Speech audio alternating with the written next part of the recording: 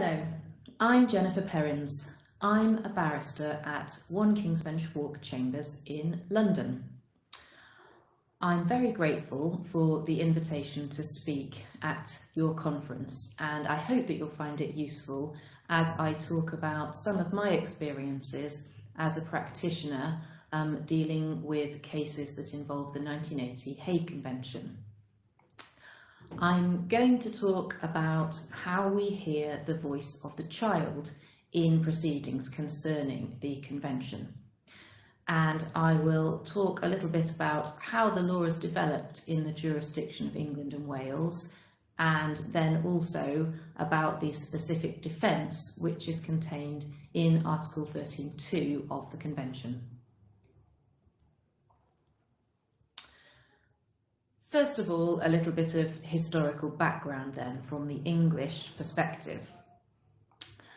The 1980 Hague Convention on the civil aspects of international child abduction was incorporated into the law of England and Wales quite a long time ago now. We've been living with it since the Child Abduction and Custody Act of 1985. There are first instance proceedings in all cases at High Court level, and there is a lot of case law in this area in the jurisdiction of England and Wales. Not only are the first instance proceedings, so the initial trials, often reported, but there have been many appeals to the English Court of Appeal and then on to the highest level in our jurisdiction, which used to be the House of Lords and now is called the UK Supreme Court. Given how long we've been living with the Convention as part of our law, this means that there has been a lot of development and quite a lot of change in how we deal with things over the years since the Convention first came into force here. And I would say that the concept of hearing the voice of children is one area where there has been very significant development. The reason I say that is because when the Convention first came into force in the jurisdiction of England and Wales, the approach of the English courts to applications for the return of children was very much driven by the policy, the underlying policy aims of the Convention.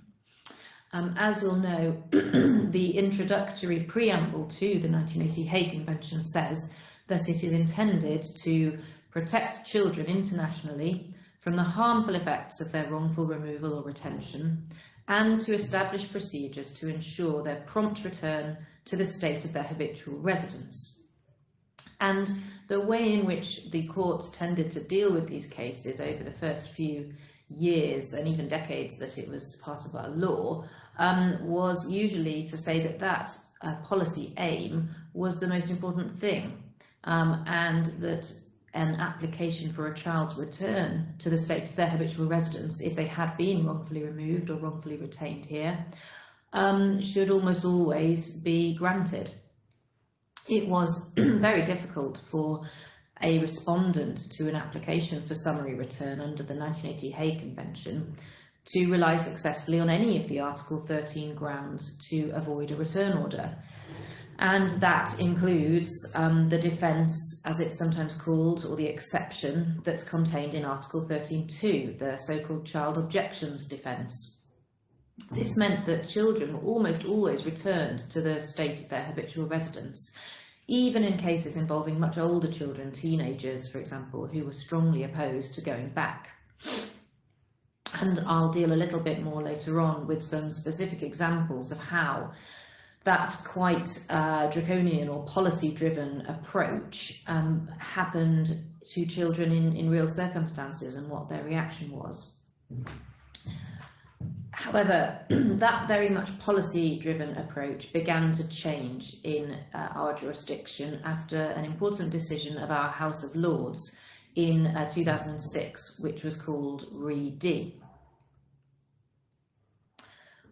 In Re D, the House of Lords considered the whole concept of hearing children, and they also had in mind the specific obligation that was contained in Article 11.2 of the Brussels II revised regulation.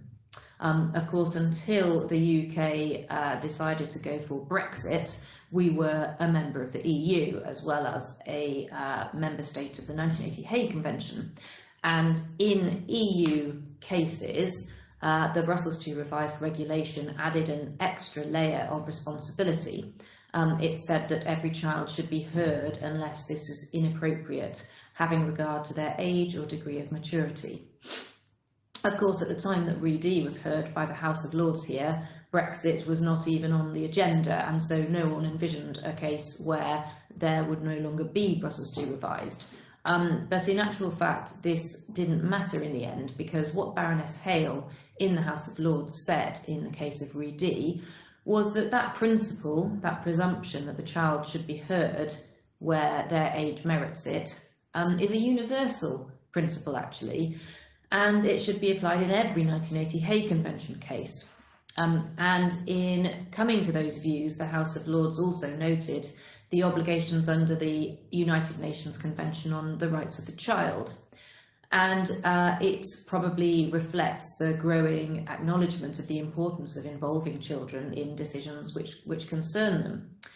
So, as we were given to understand after the case of Re, the presumption to hear the child applies in every case, and that's whether or not a respondent has actually already raised the specific defence of child objections. We also say that there's no minimum age before a child's views will be heard. There's a lot of discretion given to the judge in every individual case, and so there's no hard rule as to the age that a child must have before you'll listen to them. In Re, the House of Lords thought that probably it wouldn't have been appropriate to hear from the child at the age of 4, but by the time that case reached the final appeal stage, they were aged 7, and the House of Lords said actually that is an age where you should at least hear from a child, although of course that doesn't necessarily mean you'll do whatever they say. In Re, the House of Lords explained that there are 3 main ways in which a child can be heard. The first and most common way in the English jurisdiction is an interview by a CAFCAS officer. And I'm going to, in a moment, go through these 3 different ways that we hear children and explain a little bit more about our procedure. The second way to hear from a child is for the child actually to meet personally with the judge. And thirdly, the kind of highest level, if you like, of separate representation. That means where the child themselves is actually joined as a party, they have their own legal team, and they're able to come along and take part in the trial and make submissions to the court through lawyers, just like the applicant and respondent parents can do. Following the case of Re, then, we have all in England and Wales understood that we must consider right at the start of every 1980 Hague Convention case whether and how the child is going to be given the opportunity to be heard. And recently we've been given some practice guidance that was in March of 2018 to ensure good practice and case management of international child abduction proceedings. And one of the aims of that guidance in this jurisdiction is to ensure that things don't get lost and then brought up at a later stage when they might cause delay. So it's crucial for everyone to be thinking about issues like how we're going to hear from the children right from the very first directions appointment when the case first comes into the English court. It's a thing that can have to be kept under review, though, for example, as the child ages, if the proceedings are very lengthy. And there are examples of cases in our jurisdiction where children weren't heard from properly, or they weren't joined when they should have been at the first stage or at the first instance trial. And they were then given a voice and allowed to join the proceedings at the appellate stage, although really the appeal courts don't want that to happen, and that's why we are given this clear guidance to try to ensure that if we're going to hear from children, we do it at the start when we need to. That, of course, is something that has to be managed or case managed within the supposed 6-week time limit under the 1980 Hague Convention. You'll all be aware, of course, that 1980 Hague proceedings are a summary process. They're supposed to be speedy. The whole aim is to make sure that wrongfully removed or retained children are quickly sent back to the state from which they've been abducted. And so it's completely against the whole policy and aims of the Convention if the proceedings take a long time to decide. In the jurisdiction of England and Wales, unfortunately, the reality of the resources that are available means that these cases often are not actually completed within 6 weeks, although everybody tries their best to get them heard as quickly as possible. Certainly, if they go up to the appeal stage, then it would usually take several months as opposed to several weeks to finally deal with the case. But it is always borne in mind that they're meant to be speedy and summary, and so if there is going to be some evidence about the children's views or wishes, then it is normally done in quite a quick manner, and the reports are done within a few weeks usually. I've just put a note there as well in this slide to say that hearing oral evidence directly from children remains a rarity, although it is possible if the case were to require it. It's rare to hear oral evidence at all in the jurisdiction of England and Wales because our understanding of the 1980 Hague Convention is that it is supposed to be, as I've said, a summary process. So that means that it wouldn't usually be necessary or appropriate to hear oral evidence because it's really meant to be a quite swift determination, usually on no more than documentary evidence and legal oral submissions from the lawyers.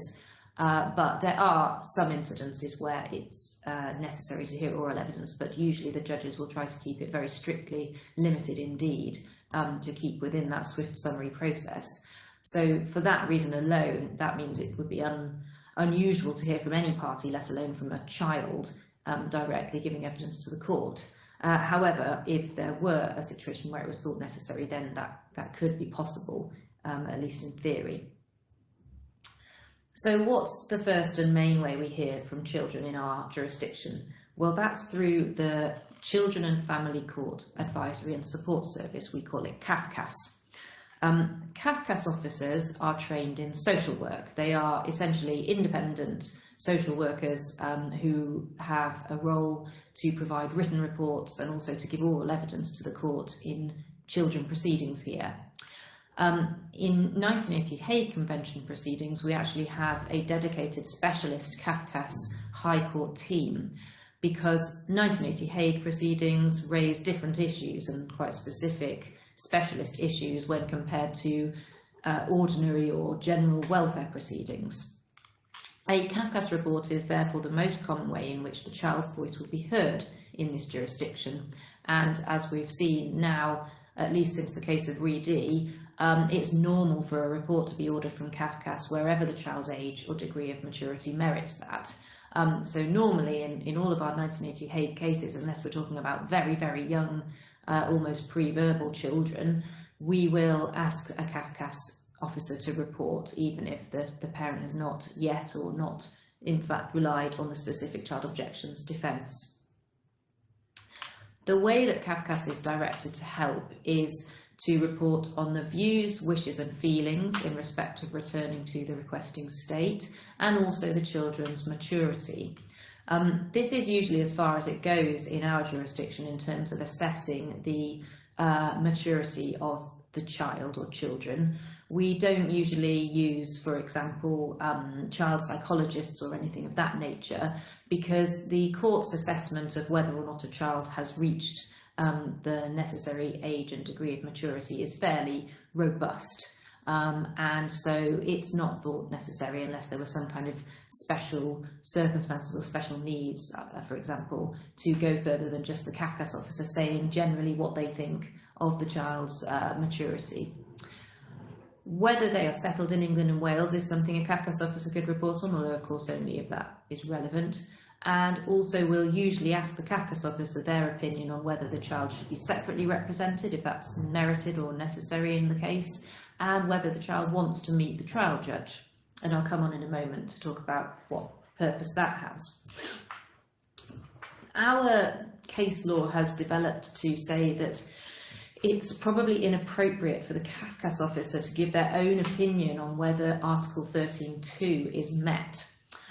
In some of the older cases, it used to be quite common for Kafkas officers to go into the witness box during the Hague Convention trial and say that in their opinion the child does object for the meaning of Article 13.2.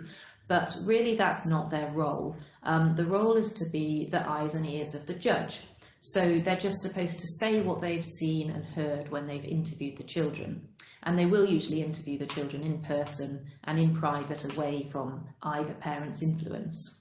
So they'll talk about things like how the children appeared, their demeanour, their maturity, as I've said, the Kafkas officer's opinion of the strength of their feelings, if they have feelings about things, and also the Kafkas officer will usually comment on whether, in their view, the child has been manipulated or influenced by the abducting parent or perhaps some other person. That is something they are trained to do as social workers, and they will usually provide opinions and try to look out for the signs of parental influence, because of course it's very common that where an applicant parent wants a child to be returned, where they say their child has been abducted, they will accuse the abducting parent of trying to colour or poison the child's views about going home.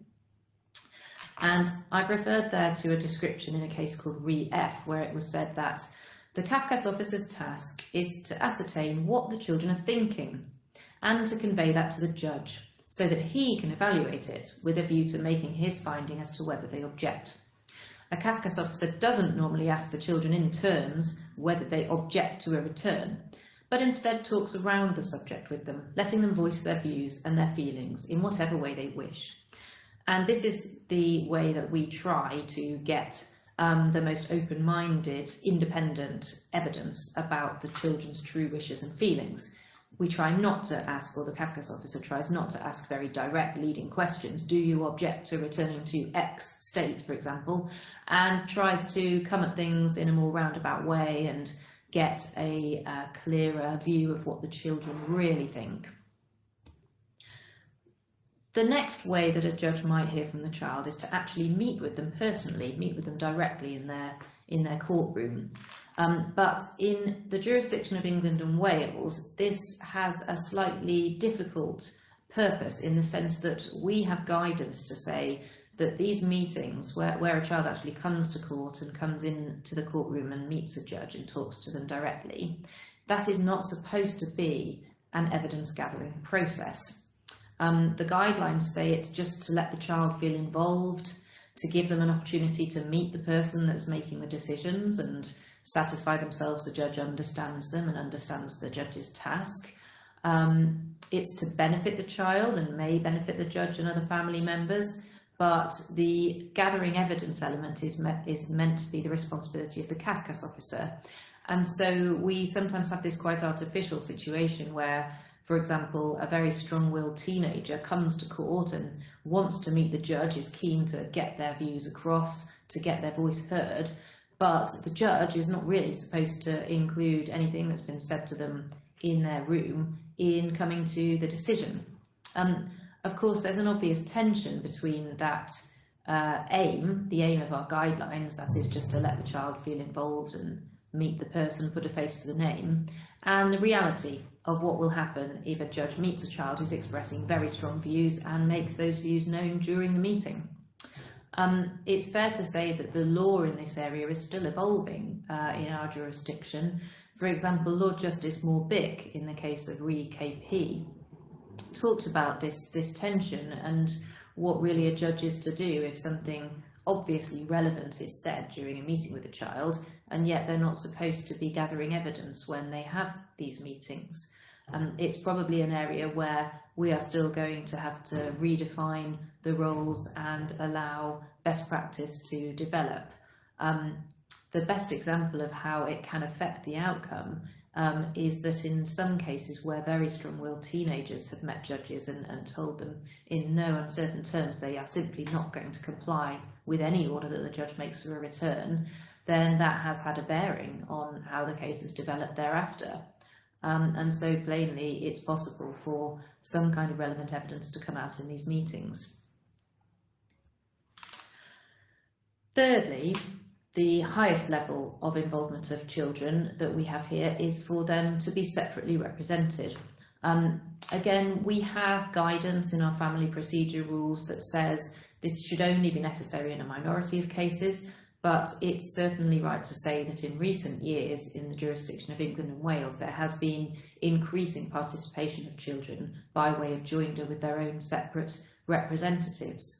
There was a recent English Court of Appeal case where perhaps they tried to suggest it shouldn't be happening that commonly, but it's right to say that compared to the early years of the Convention, it's much more common for you to see children there with their own representatives and lawyers now, and that's something that's probably here to stay, I would say.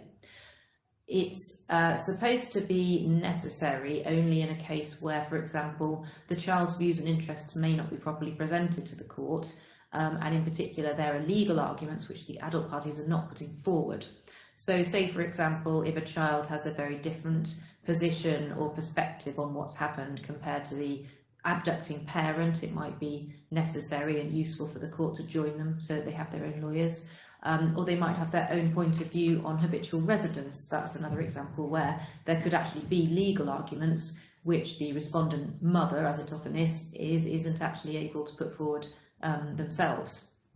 We have a practice direction in our procedure rules which gives a list of factors that might point to joinder being necessary. Sometimes the CACUS officer will actually recommend it themselves, as I've mentioned. As I've said, where the child has their own independent standpoint or view that the adults can't properly represent. The problem of international complications, where there might need to be liaison with the foreign court, that can make it helpful for the child to be independently represented. And sometimes there might be a conflict between one child and another sibling, which means that it's right for them to have their own independent representation, and you can't just rely on the adults to put all the relevant arguments forward. Let's look then, having seen in practice and procedurally how we hear from the voice of children, what the Article 13.2 Child Objections Defence itself contains. So, as you'll be aware, the 1980 Hague Convention provides for the mandatory return of children who have been wrongfully removed or retained away from the state of their habitual residence. However, notwithstanding the provisions of the Convention, a respondent to an application for return may be able to avoid a return order if they establish one of the Article 13 exceptions, or defences as they're sometimes called. The end of Article 13 contains the one that I'm going to talk about, which is sometimes called the Child Objections Defence, and it says where the judicial or administrative authority may also refuse to order the return of the child if it finds that the child objects to being returned and has attained an age and degree of maturity at which it is appropriate to take account of its views. What this means is that there are what we call gateways to the opening up of a discretion for the judge. So the respondent parent must establish both that the child in fact objects to the return that's being applied for, and that that child has reached an age and degree of maturity at which the court should take account of their views. And it's only if the respondent can establish both of those gateways, as they're often called in the English case law, that the judge then has open to them a discretion whether or not to order a return. And it's important to remember that it is a discretion either way. So even if a respondent establishes both the fact of an objection and the age and degree of maturity, the judge isn't bound to refuse a return order. In fact, judges often do still return children in this country, despite the fact that the children are objecting to that course of action. And so the discretion is very much at large, and it really depends on the circumstances of the case, as I'll come on to in a moment. Before the case that I've referred to here of Re M, which took place in our Court of Appeal in 2015, there was quite a lot of confusion in English law about how we should approach the so-called gateway stages, and at what point it could be said you've established those gateways and that the discretion has opened up. There was quite a lot of conflicting case law on how those two gateways should be applied and how hard it was to establish them and to open up the discretion. But the Court of Appeal said in Riem that a lot of that was wrong and that the approach had been far too overcomplicated, and in fact the gateway stages should just amount to a straightforward and fairly robust examination of whether the child objects and whether they've attained an age and degree of maturity at which it's appropriate to take account of his or her views. Subtests and technicality of all sorts should be avoided. And the reason she said that was that there were a lot of cases where huge focus was applied to, for example, the nature or the strength of the children's objections, or very complicated analysis of their precise age and degree of maturity, or how that fed into the nature of the objections they were given, or even what the word objects even means and whether what they were saying was enough to be an objection for convention purposes. All of that was swept away by Riem. And really the court now just needs to consider, does the child object? And that just is a plain English question. It's just, do they object? That is all. There's no such thing as a convention objection or an objection in convention terms, which is where some of our case law had gone wrong previously, according to the Court of Appeal. And there's certainly no technical definition. It's a plain meaning word, and it's a question of fact for every judge in every case to decide. The judge might need to at least ask, is the child in fact objecting, as opposed to expressing a mere preference? And this is a way that in English case law we've described the difference between something that is objecting and something that's not quite enough and doesn't meet Article 13.2. We shouldn't get too tied up in knots about that, but it's, as I say, just one way of expressing that sometimes what a child is saying won't be quite enough. It's also important, we understand in our English law as it's developed here, that the objection must be to the correct thing. So the objection must be to a return to the state that's being talked about.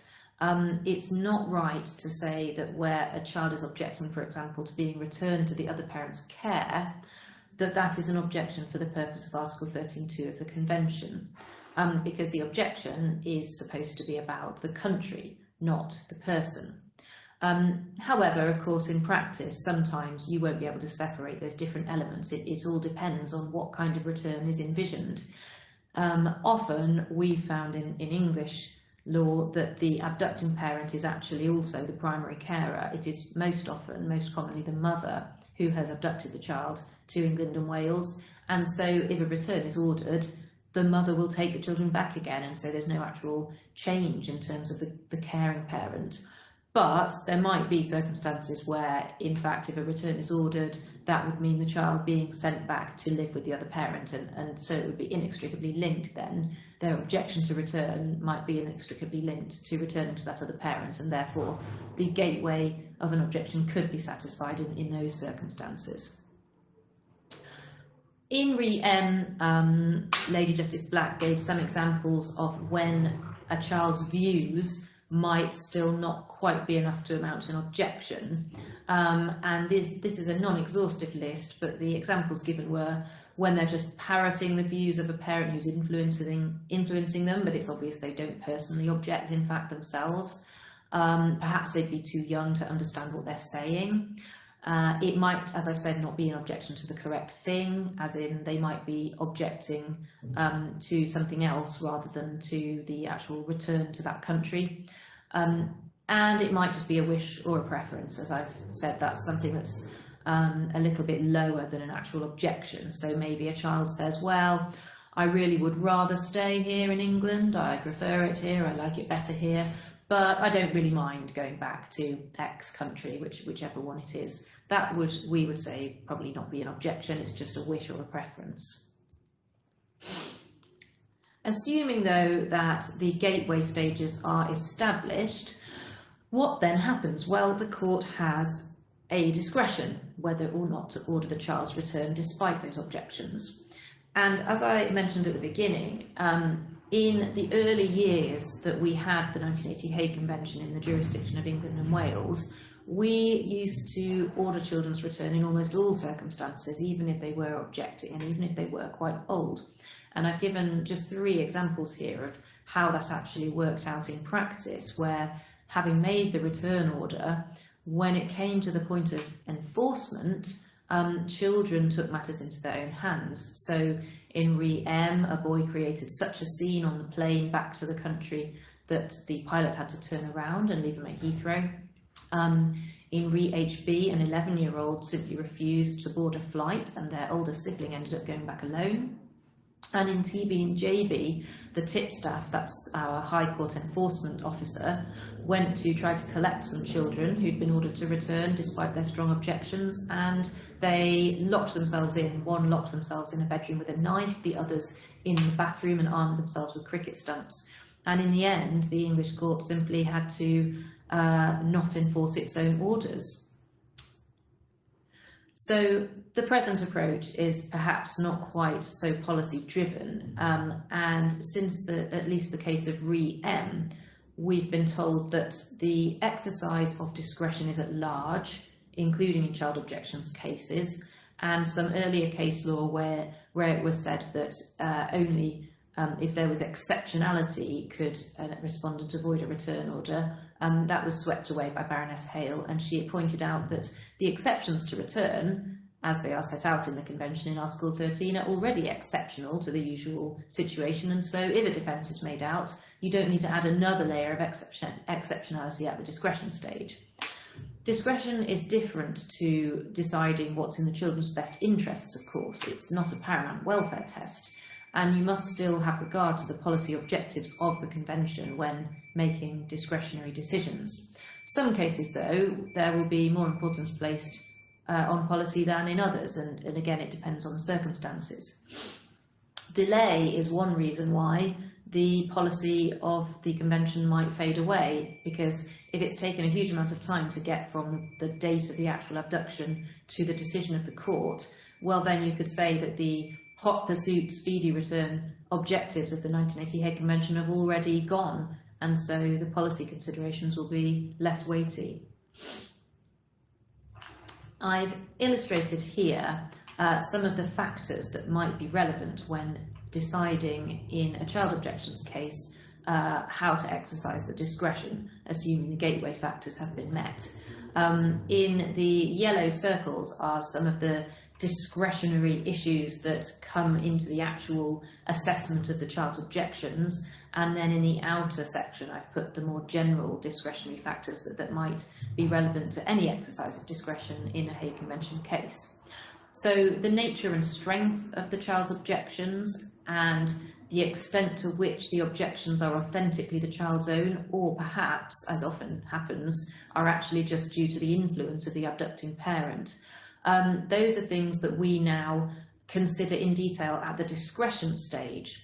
In our older case law that came before the Re-M case that I've mentioned, there was some confusion about whether you should be looking at the nature and strength at the gateway stage, but now we've been told very clearly that these are the sorts of things that are for the court to assess at the discretion point.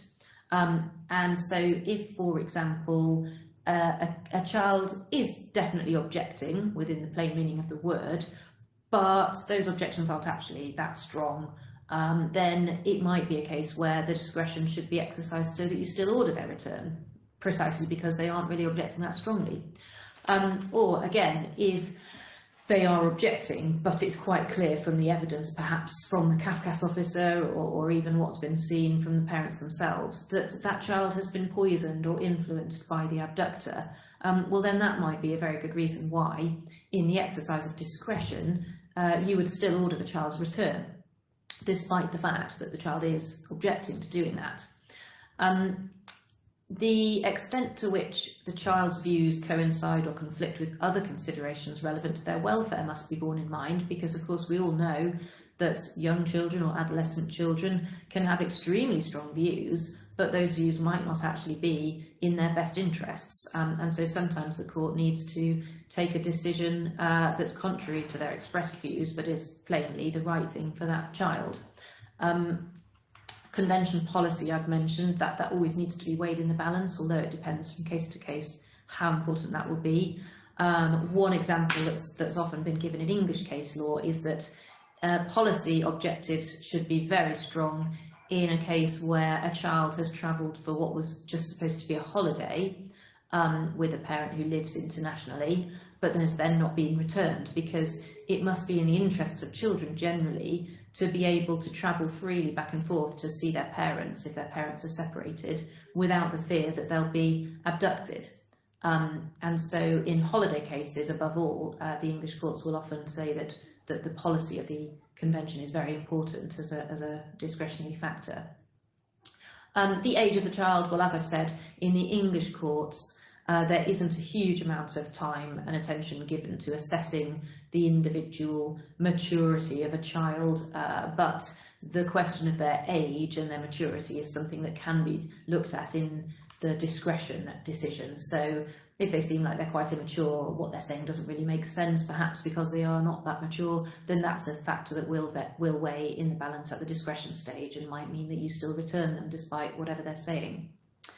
On the outer part of this graphic, as I say, I've mentioned other issues that often come up in the discretionary exercise, whether under Article 13.2 or under the other discretionary elements that might be opened up if you have, for example, a consent defence established or an acquiescence defence established, and the discretion is opened up then too. So where there would be a clear problem between the children and their left behind parent, and you need to send them back because it's going to upset their relationship so much, that might affect discretion. There could already be ongoing welfare proceedings in the other state, there often is, and that would be a strong factor saying you should return them so that those welfare proceedings can carry on in the right place. The strength of the connections to the state to which return is envisioned, well, that's an important point in discretion, as is the nationality and language of the parties. Because, for example, if all the children and their parents speak the foreign language of the state that wants them back, but they don't speak English, well, it's obviously going to be much better for welfare proceedings to take place in their home country. And the position of siblings and the impact on everybody's education and other day-to-day lives will all need to be weighed in the balance when the factors under the discretionary exercise are looked at. So I hope that discussion and explanation of how we deal with the voice of the child in our jurisdiction and our case law is helpful. And it's been a pleasure to give this lecture to you all. So thank you very much for listening.